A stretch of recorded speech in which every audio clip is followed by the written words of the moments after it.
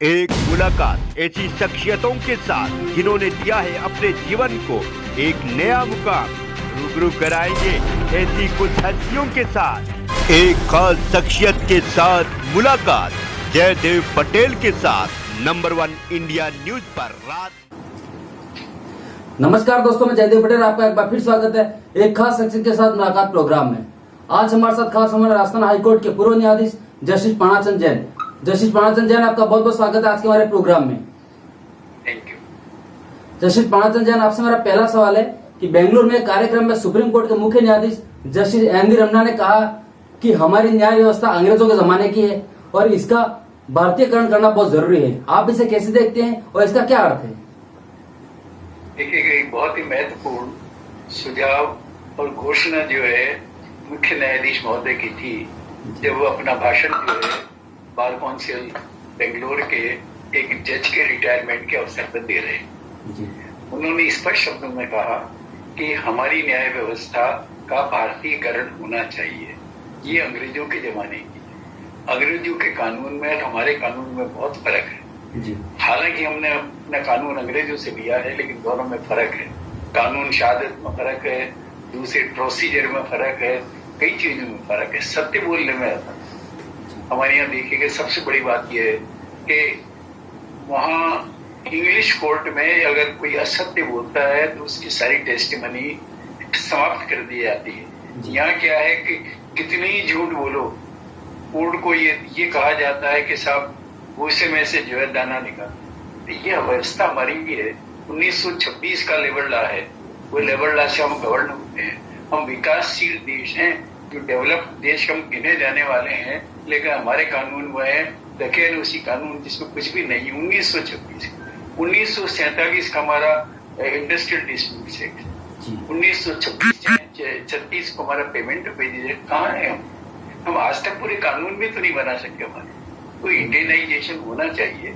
उन्होंने स्पष्ट संकेत दिया है कि देखिएगा, लोगों की देखिएगा, गांव का व्यक्ति इतनी बड़ी बड़ी प्लीडिंग्स, अंग्रेजी में प्लीडिंग्स, अंग्रेजी में जजमेंट, अंग्रेजी के जजमेंट। आजकल उन्होंने ये भी कहा, आजकल अंग्रेजी के जजमेंट जो न्यायाधीश देते हैं वो बड़े लंबे होते हैं और इतने लंबे होते हैं कि उसको समझने के लिए जो है वो परेशान हो जाता है, वो समझ ही नहीं सकता।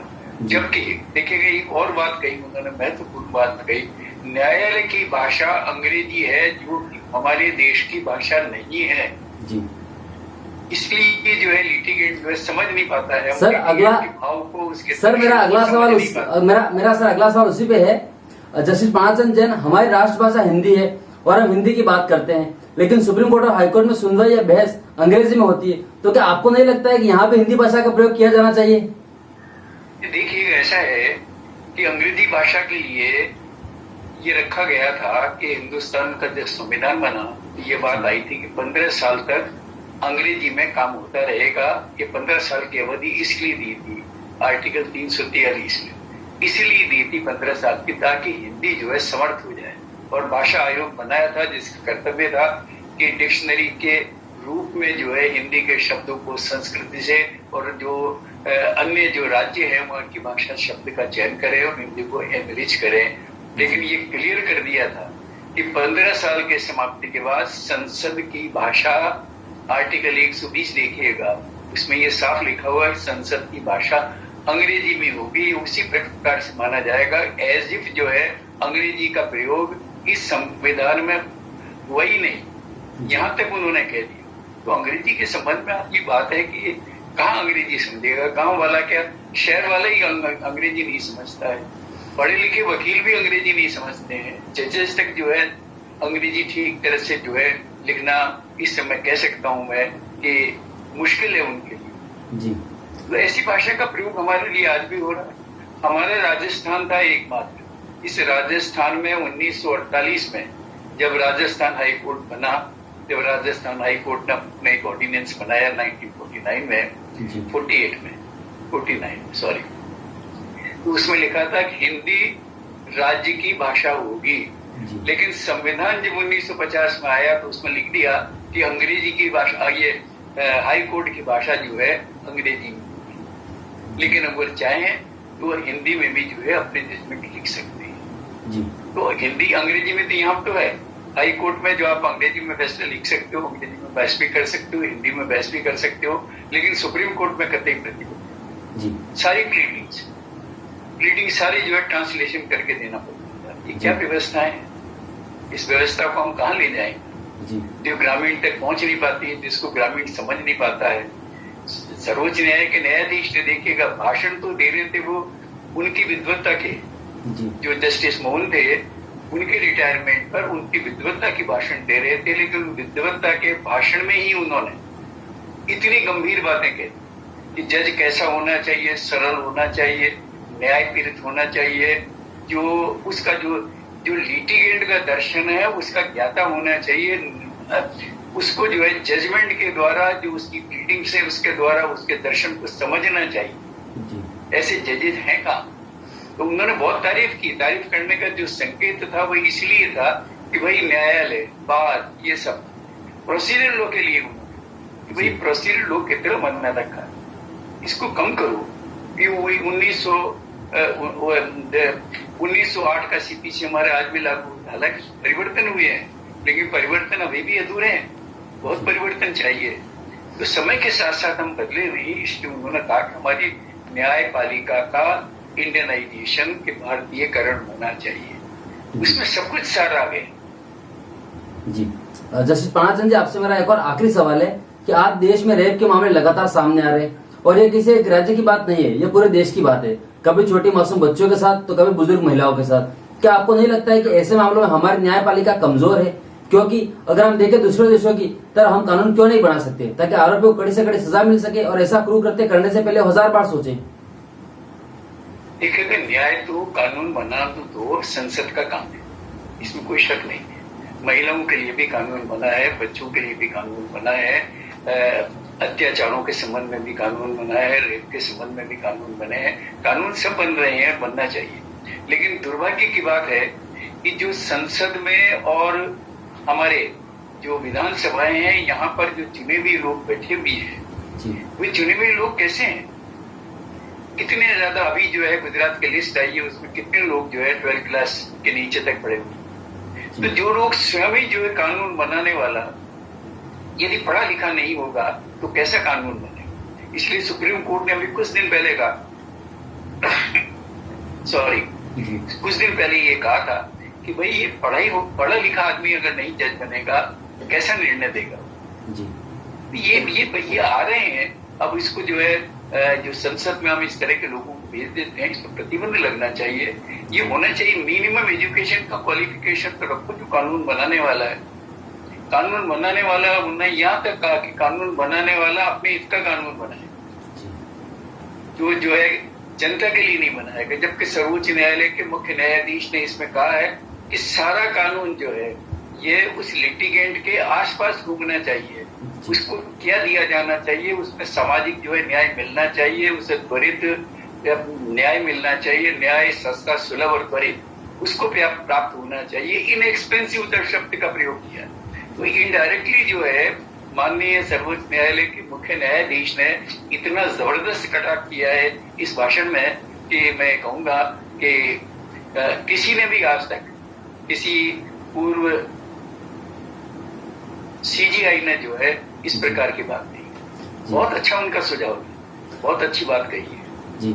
लेकिन जस्टिस पानाचंद जी, हम बहुत से बार हम देखते हैं कि बहुत से केसेस है, अपन राजस्थान के झुंझुनू की बात करें तो वहाँ पे 26 दिन के अंदर रेपिस्ट को फांसी की सजा सुनाई दी गई थी। लेकिन वही अगर दूसरे राज्यों की बात करें कंपेयर में, राजस्थान में खैर बहुत से केसेस आज भी पेंडिंग चल रहे हैं, तो बहुत से केसेस में ये टाइम पीरियड ज्यादा क्यों लगता है? इसका कोई बाउंडेशन नहीं होना चाहिए, आपको नहीं लगता है?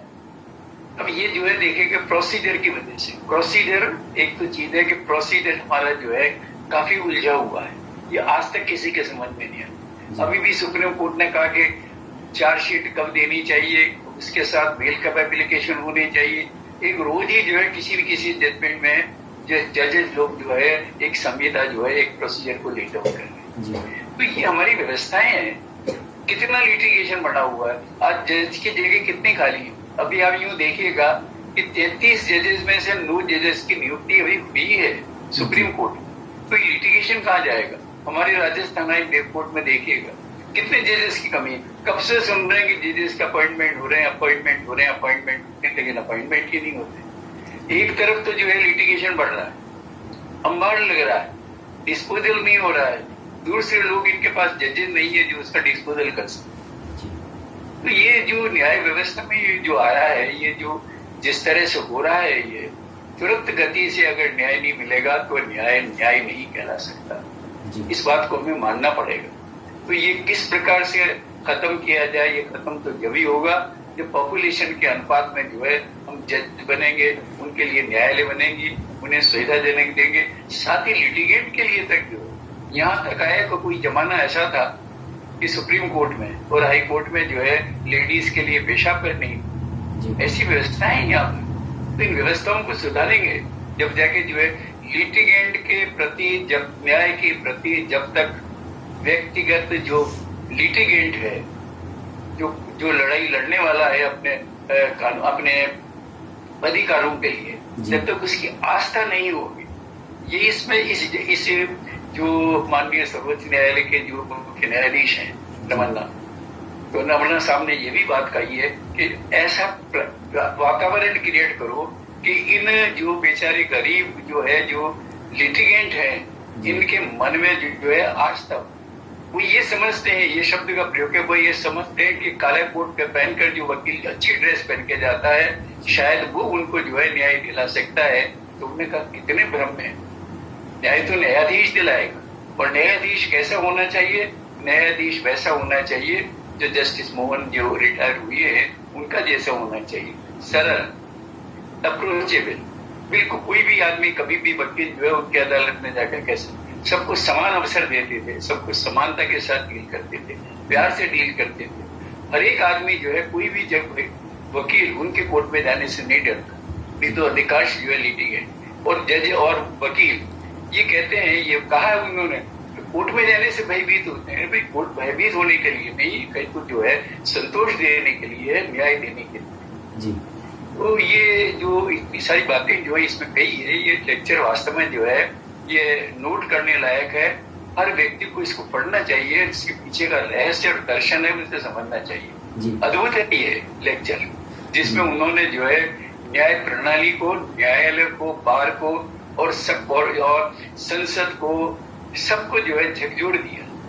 तो ऐसा सुंदर जो है भाषण जब तक 10, 20, 50 भी होगी, इन दिनों बहुत अच्छे भाषण आ रहे हैं। जस्टिस रमन्ना साहब के जो है जो भाषण इन दिनों आ रहे हैं, हमें जो है सर झुका के जो है उसकी वंदना करनी चाहिए कि इतना निष्पक्ष, इतना न्याय के प्रति आस्था जमाने वाला व्यक्ति, इतना सीधा होते हुए भी इतना निर्भीक जो सरकार की जो है आलोचना करने में पीछे नहीं हटते, ऐसा न्यायाधीश हमें मिला है जी।